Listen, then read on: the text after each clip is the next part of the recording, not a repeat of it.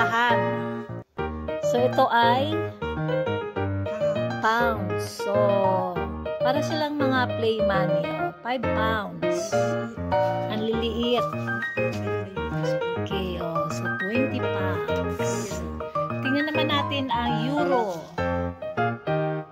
Ayan, compare na. Parang ang euro and then pounds almost same size. Yeah. Look Okay. at the Canadian money. And let's check the Canada money, the Canadian dollar. Oh, it's bigger than $5. oh, this is $5 Canadian. This is the euro, small. See that? Oh, but expensive when you buy. Oh, okay, yeah. So this is the pounds. US dollar. Okay. So do you have US dollar there? Ayan. Ayan, mga kapirahan. And this is also the US $100. Ayan. Same as the size of the Canadian dollar. Bigger the Canadian. No, it's the same. The Canadian dollar is more malaki ng konti. Yan. Wider. Wider. But the length.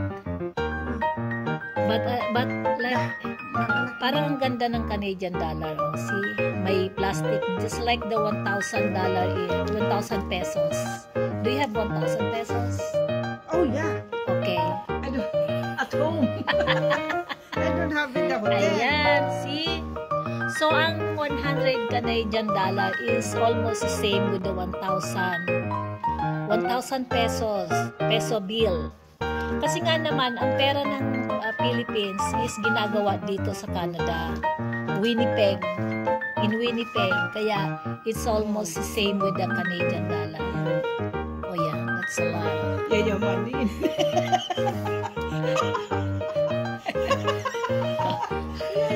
Bayaran mo na ako utang mo. Ito pa, yayamanin. Mapapagalitan na kami ni bossing. Hindi naman ito kibusing eh. I better keep it. Nalaglag. Yayamanin. Ang dami na. Puti na laman lang dapper dito. Okay, thank you for watching. Nagkatuwaan lang kami at kinumpare namin ang pounds, euro, US dollar, and the Canadian dollar. Ang naging problema, hindi namin kasi dala yung peso. Ayan.